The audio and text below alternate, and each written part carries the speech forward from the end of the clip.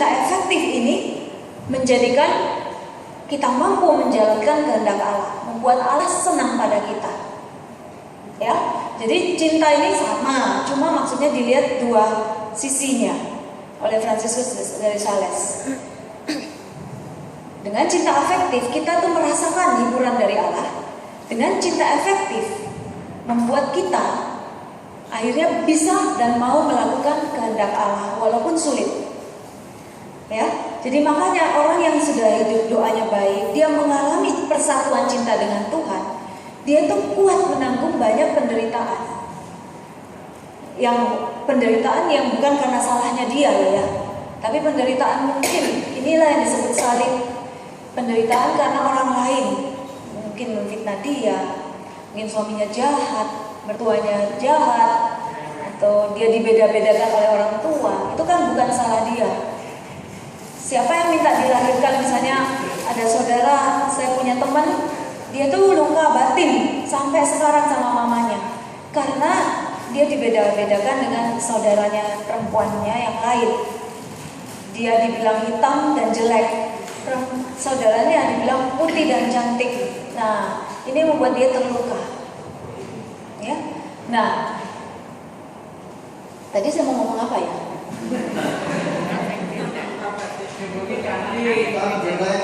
Ya, artinya kan bukan salah kita dilahirkan jelek, dilahirkan hitam, dilahirkan bincang, dilahirkan yang enggak menurut sesuai harapan kita, bukan salah kita.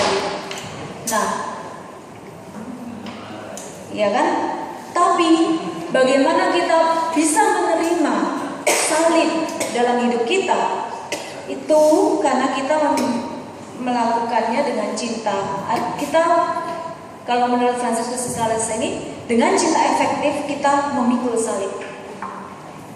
Dengan cinta efektif kita mendapat hiburan dari Tuhan, sehingga setiap hari kita sanggup melewati satu masalah demi masalah. Ya kan?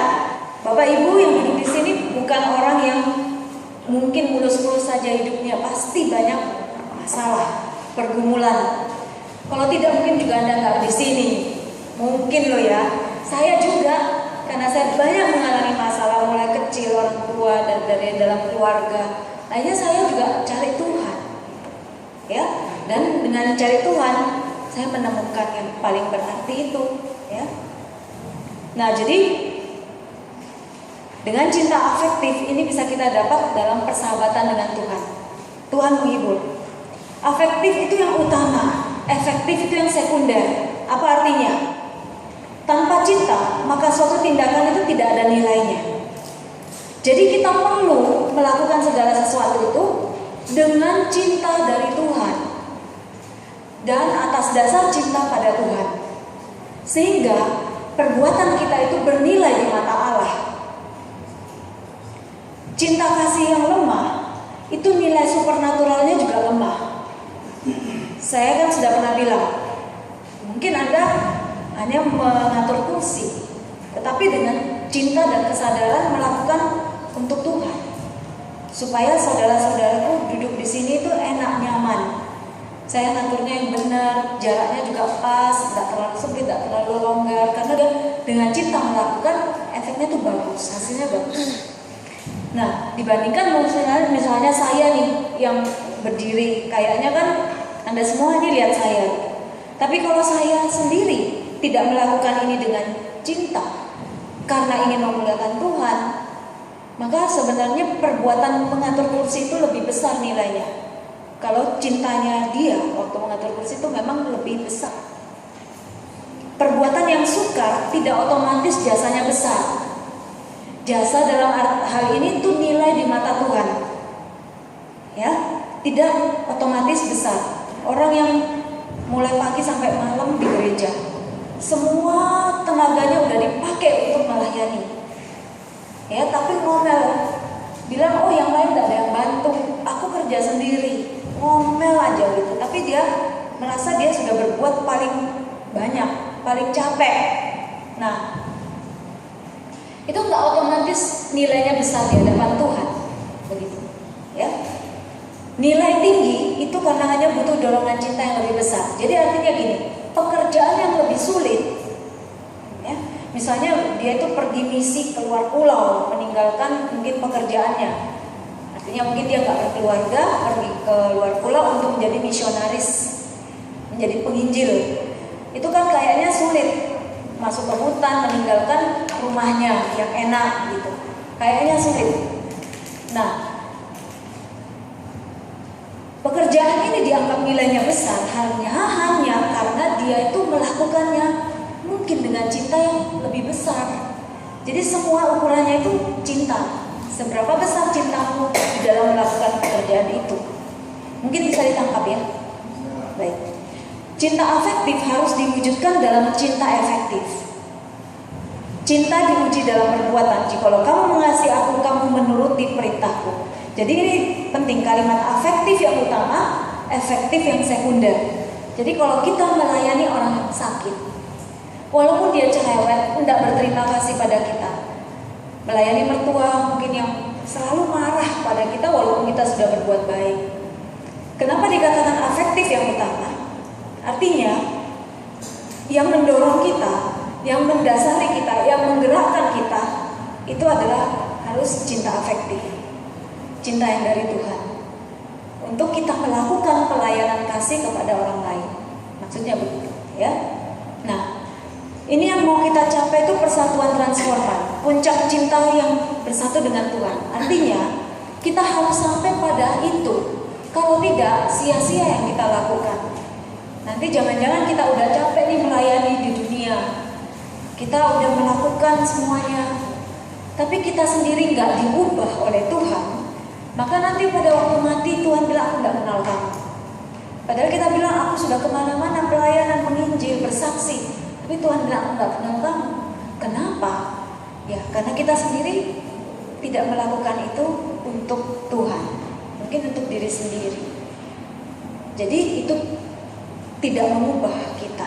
Kita harus sampai pada cinta yang mengubah, kayu dan api itu ya. Makanya doa ini tidak bisa ditinggalkan, khususnya orang yang melayani. Semakin kita banyak melayani, maka semakin banyak kita membutuhkan Tuhan. Karena inilah satu-satunya yang membuat kita berhasil, baik buahnya maupun di mata Tuhan. Teladan kita kan Yesus. Yesus selalu mencari waktu untuk berdoa. Nah, ini penting sekali bahwa kita, pelayanan kita itu harus mengalir dari persatuan dengan Tuhan.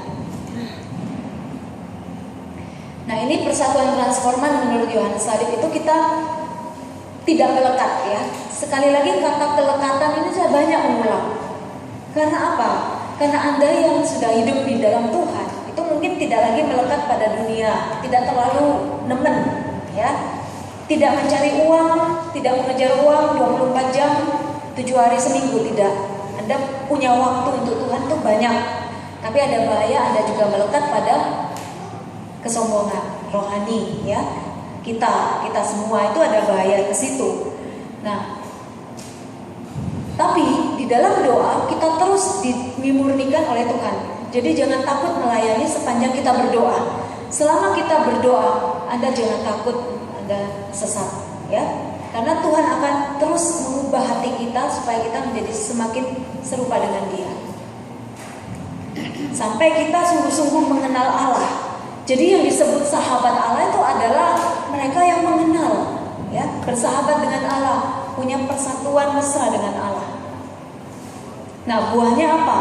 Kalau kita punya pengalaman yang mendalam dengan Allah, kita tuh sungguh-sungguh bahagia. Kesulitan di dunia ini rasanya nggak ada artinya dibandingkan pengenalan akan Allah. Cinta Tuhan sedikit aja itu sudah bisa mengatasi semua kesulitan. Nah, kalau Anda bisa masuk dalam doa hening dan kontemplasi, di situ Anda akan mengalami sentuhan Allah ya. Dan sentuhan Tuhan itu bisa mengatasi kekurangan kita yang selama ini dengan diri kita sendiri kita mau atasi nggak bisa. Contohnya begini, saya pernah waktu kuliah itu sakit hati sekali sama teman kuliah yang memfitnah saya. Lalu pada waktu saya ikut camping rohani, kan ada pembasuhan kaki. Saya nggak bisa ngampuni, tapi saya bilang sama Tuhan, Tuhan saya mau ngampuni, cuma saya nggak bisa. Hanya setelah pembasuhan kaki, sungguh-sungguh ada rahmat yang luar biasa dan saya bisa mengampuni, ya. Dan sudah nggak pernah ingat lagi. Jadi itu rahmat.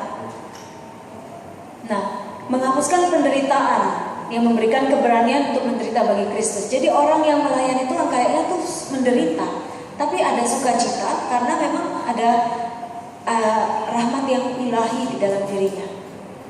Nah, ini diberikan apabila kita lepas kosong dari yang bukan Tuhan pada waktu dan saatnya Tuhan. Ini penting, ya. Kalau ini saya ulangi lagi, yang lalu kita sudah bicara mengenai Teresa Avila, persatuan cinta yang mendalam sebagai pertunangan dan perkawinan rohani. Ya, ini tingkat yang ke-6 dan ke-7, ya. Doa yang mengubah, jadi jiwa diperbarui oleh Allah. Ibaratnya kalau dulu kita ini manusia lama, sukanya ngomel, sombong, suka marah, cuek, orang mau sakit, orang mau mati nggak peduli, ya. Pokoknya aku seneng, nggak peduli. Nah, itu kita manusia lama itu seperti ular yang jelek, orang juga nggak suka gitu sama kita. Tapi setelah kita mengalami pemurnian, mungkin juga banyak penderitaan, tapi kita bawa di dalam Tuhan, maka akhirnya itu kan seperti kepompong. Kepompong itu dia diam, ya, tertutup sampai nanti pada waktunya sudah jadi dia keluar sebagai kupu-kupu yang indah. Kupu-kupu inilah yang disukai orang, ya. Dan inilah manusia baru kita. Kita harus menjadi diubah dari manusia lama menjadi manusia baru. Buahnya apa? Itu tandanya apa? Kita tuh jadi orang yang rindu memuji Tuhan, ingin melakukan banyak, mungkin pantang, banyak berdoa untuk orang lain, bahkan melakukan silih buat orang lain. Teresa Lisieux itu pernah berdoa untuk orang penjahat kelas kakap yang mau dibunuh, dihukum mati. Dia berdoa, dia melakukan silih, lalu tapa supaya orang itu bertobat. Dan benar, sebelum dia dihukum mati, orang itu bertobat karena doa Teresa Lisieux. Jadi kita juga rindu semua orang mengenal Tuhan. Anda yang di misi evangelisasi ini kan nanti bersaksi supaya orang juga mengenal Tuhan. Dan dari mana ini? Kita harus terus-menerus bersatu dengan Roh Kudus. Ini harus berkobar, ya, menderita. Dan kita nggak suka kalau Tuhan dihina. Kita selalu haus akan jiwa-jiwa sebagaimana Yesus haus akan jiwa-jiwa. Nah, kita masuk dalam pertunangan rohani lama-lama, nanti kita semakin bersatu dengan Tuhan, ya. Perkawinan rohani artinya kita juga sudah sungguh-sungguh itu tinggal di dalam Tuhan dan Tuhan di dalam kita. Nah, ini penting. Doa itu bukan hanya teknik tetapi karunia. Jadi Anda sungguh-sungguh tidak usah khawatir, ya, karena Roh Kudus membantu kita untuk berdoa. Teknik doa itu perlu di awal untuk membantu mengarahkan hati dan pikiran pada Allah, membantu kita untuk mengarahkan hati. Nah, tapi selanjutnya adalah karya Roh. Kalau kita udah setia, Roh Kudus akan mengubah kita.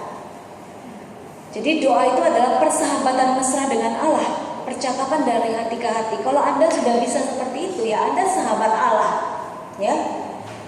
Doa adalah karunia. Kita tidak tahu bagaimana berdoa, tetapi Roh Kudus membantu kita berdoa kepada Allah.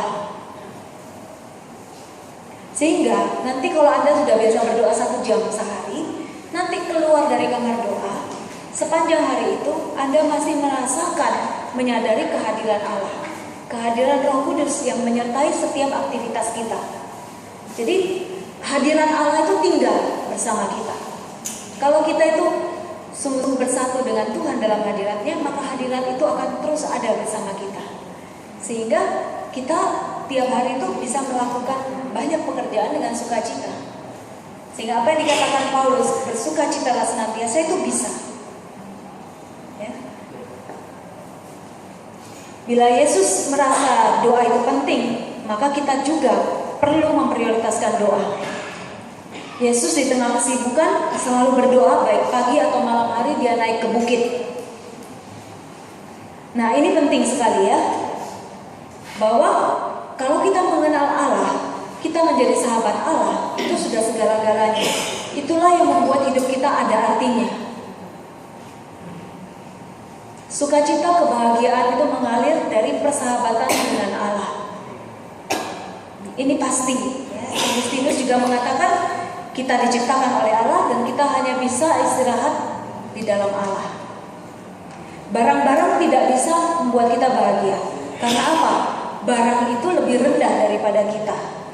Bagaimana yang lebih rendah itu bisa mengisi kerinduan hati kita yang paling dalam? Ya, barang-barang itu lebih rendah kodratnya dari kita. Jadi nggak mungkin bisa memenuhi kerinduan hati kita. Kita hanya bisa dipenuhi oleh Allah yang lebih besar, lebih tinggi daripada kita. Nah, ini juga penting kalimat terakhir. Persahabatan itu muncul dari pemberian timbal balik. Artinya apa?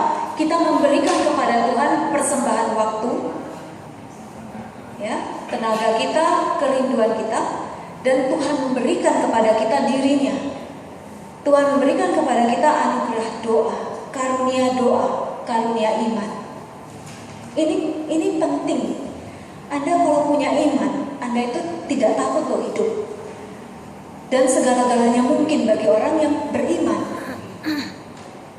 Nah, iman itu juga karunia. Ada orang pandai belajar teologi tetapi dia disuruh berdoa dan disuruh percaya pada penyembuhan, itu nggak percaya. Misalnya, Ekaristi bisa menyembuhkan kamu, padahal dia belajar. Belum tentu dia otomatis itu bisa percaya. Jadi ini karunia. Bapak Ibu kan juga kadang-kadang begitu. Saya juga mendoakan orang, ini sembuh gak ya? Padahal Tuhan bilang, kamu akan melakukan juga pekerjaan-pekerjaan yang aku lakukan. Iya kan? Tuhan bilang minta, maka kamu akan diberi. Tapi kadang-kadang kita gak percaya. Kita kadang-kadang minta tapi tanpa mikir, Tuhan beri yang gak apa-apa, gak beri yang gak apa-apa. Kadang-kadang gak percaya gitu pada sabda Tuhan. Ini iman itu karunia.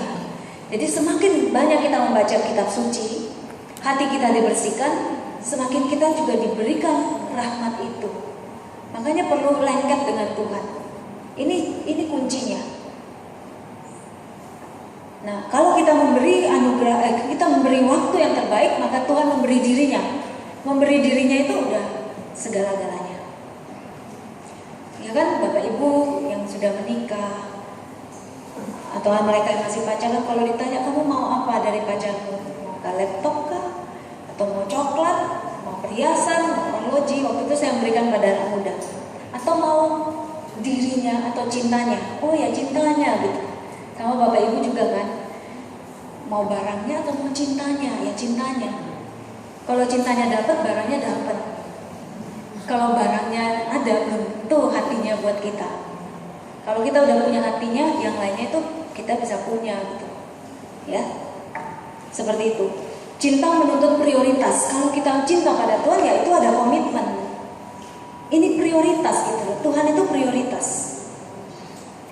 Memberi pada Allah bukan waktu luang, tapi mengubah prioritas kita. Kalau dulu gak ada waktu sama sekali untuk berdoa, berarti kita harus mengubah. Ada hal yang harus dipotong, dibuang. Yang gak penting dibuang. Mungkin jam nonton TV-nya dikurangi, jam shoppingnya dikurangi, jam tidurnya dikurangi, ya, jam bersalah dikurangi, jam baca Quran dikurangi, untuk mempunyai waktu dengan Tuhan. Itu namanya mengubah prioritas. Allah menawarkan persahabatan mendalam, tapi Ia menuntut juga persembahan kita. Kalau kita kurang mempersembahkan waktu pada Tuhan, maka rohani kita akan kerdil. Kuncinya ini, kita mau nggak?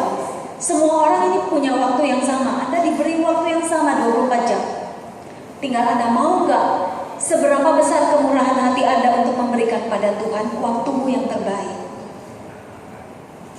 Ya. Nah, semakin banyak kita dibutuhkan, maka semakin banyak kita membutuhkan Allah. Jadi kalau Anda sudah makin banyak melayani Tuhan karena doa Anda berkembang, Anda percaya ya, kalau doa Anda berkembang, Anda itu menjadi orang yang sangat dibutuhkan banyak orang.